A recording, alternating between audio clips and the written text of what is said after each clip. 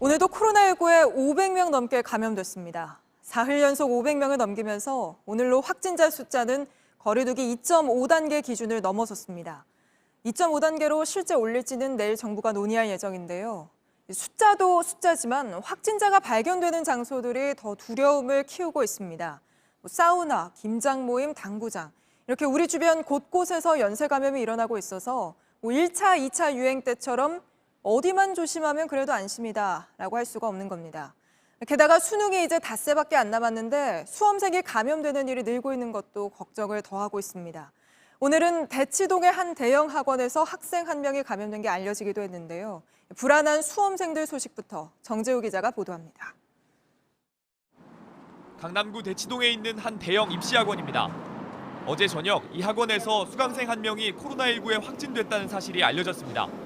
학원 측은 학생들에게 등원하지 말라고 지시한 뒤 학원을 즉시 폐쇄했습니다. 또 같이 수업을 듣거나 같은 시간대 자습실을 이용한 80여 명에게 검사를 받으라는 문자를 보냈습니다. 옆에 한 칸 뛰어 앉거나 아니면은 독서실의 경우에는 칸방이 있으니까 학생들이 많이 안 나오는 편이니까 이제 거기서 거리 두기는 더 유지됐다. 하지만 교실과 구내식당에서 함께 식사를 하는 등 확진자가 더 늘어날 가능성도 배제할 수 없습니다. 전남 여수에서도 고등학교 3학년 학생이 감염되기도 했습니다. 기숙사에서 함께 생활하는 학생 2명이 연이어 감염되는 등 지방자치단체에서는 역학조사에 들어간 상태입니다. 대학 수학능력시험을 닷새 앞두고 있어 수험생의 불안은 커지고 있습니다. 제가 확진자일까봐 무섭기도 하고 수능에 영향이 있을까봐. 혹시 만약에 걸리게 된다면 약간 병원 같은 데 혼자 가야 되고 그러니까. 학부모들은 더 걱정입니다. 이렇게 아이한테 피해줄 수 있지 않겠구나. 교육당국은 확진 판정을 받거나 자가 격리되더라도 수험생이 수능을 보는 데는 지장이 없도록 준비하겠다는 방침입니다. 확진자는 격리된 병실에서, 자가 격리된 학생들은 별도 시설에서 시험을 볼 수 있습니다. 하지만 감염이나 격리가 수험생의 컨디션에 영향을 줄 수도 있습니다. 방역당국은 수험생들이 안전하게 시험을 치르도록 가정 내에서도 거리두기에 참여해달라고 말했습니다. JTBC 정재우입니다. 전남 장성에 있는 군사교육시설 상무대에서도 집단 감염이 일어났습니다. 지금까지 파악된 확진자만 17명인데요. 첫 번째 확진자가 냄새를 못 맡는 코로나19의 대표적인 의심 증상을 보였는데도 바로 검사받지 않고 계속 교육을 같이 받았다고 합니다. 이희령 기자입니다. 상무대에선 어제 처음 확진자가 나왔습니다. 교육을 받던 육군 장교입니다. 확진자의 밀접 접촉자 332명을 검사했더니 군인 16명이 오늘 추가로 확진 판정을 받았습니다. 이 확진자는 일주일 전부터 감기와 비슷한 증상이 나타났습니다. 이틀 뒤부턴 냄새도 맡지 못했습니다. 하지만 후각을 잃은 지 3일 뒤에야 코로나19 검사를 받았습니다. 군 관계자는 첫 확진자가 증상을 느낀 뒤 며칠 지나고 위에 보고해 검사를 받게 된 걸로 알고 있다며 확진자가 나온 뒤 부대를 통제하고 전수조사를 진행했다고 설명했습니다. 상무대에선 같이 숙식을 하는 교육생들이 많아 확진자가 더 나올 수도 있습니다. 전국 곳곳 여러 모임에서 생겨난 집단 감염도 줄지 않고 있습니다. 충북 제천에선 김장하러 모였다가 현재까지 모두 25명이 확진 판정을 받았습니다. 제천 지역에서 확인되는 게 있고 또 이 김장 모임 참석하셨던 분이 근무하시는 강원도 영월 지역에서 또 추가 전파가 일부 있었습니다. 충북 청주의 당구장 선후배 모임에서 나온 확진자도 22명으로 늘었습니다.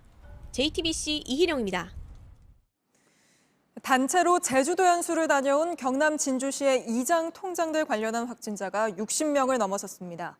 그런데 진주만 비난할 게 아니었습니다. 거제시, 함양군, 남해군 이런 각 지방자치단체 이장과 통장들이 전국 곳곳으로 단체 연수나 여행을 간 것으로 확인됐습니다.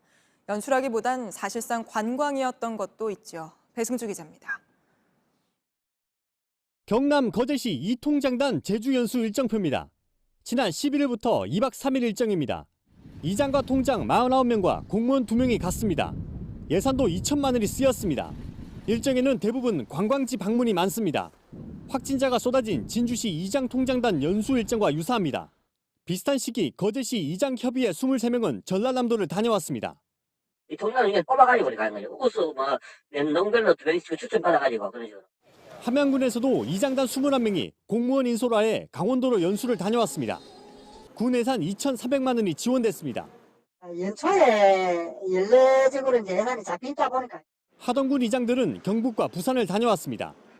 남해군 이장들은 지난 24일 제주로 떠났습니다. 앞서 제주로 연수를 갔던 진주시 이장 통장 연수 관련 확진자가 쏟아지기 시작한 시점입니다.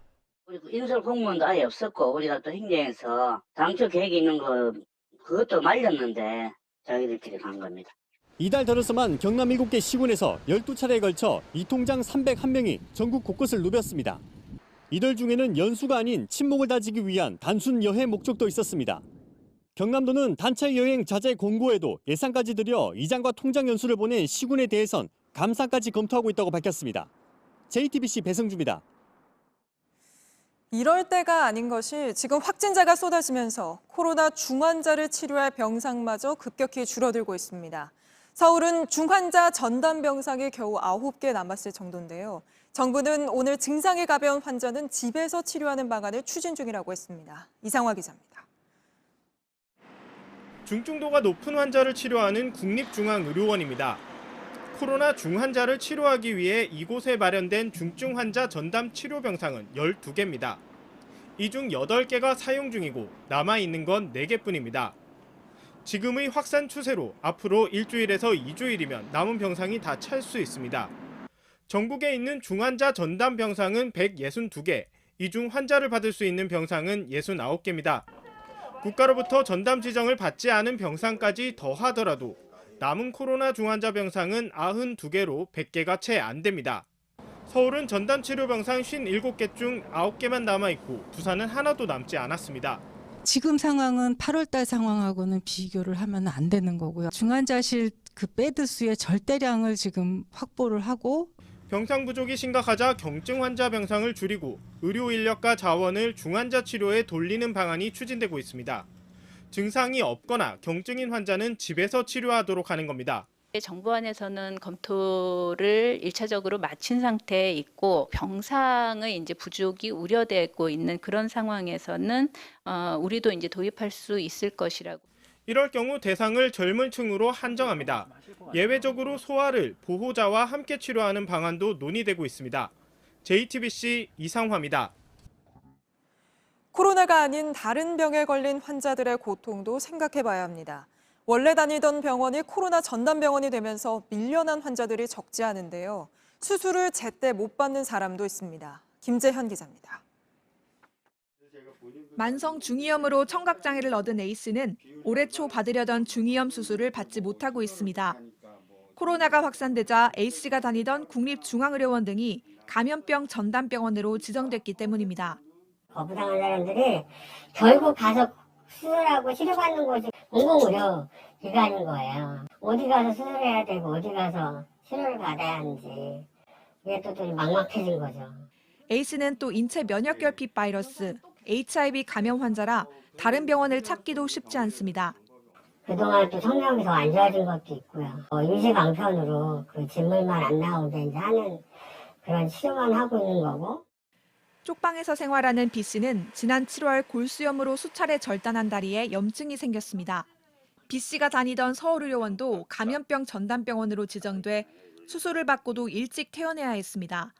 쉬는 대로 결혼물 같은 게 감염이 돼버리고 치료받는 그 기간 동안에 마음 졸이는 거 있잖아요. 당시 다리에 염증이 생기면서 열이 올라 급히 119를 불렀지만 다른 병원에선 받아주지 않아 이틀을 집에서 보냈습니다. 다리를 또 결단해야 되는 상황이 생기고 경험을 해봤기 때문에 공포로 오는 거죠.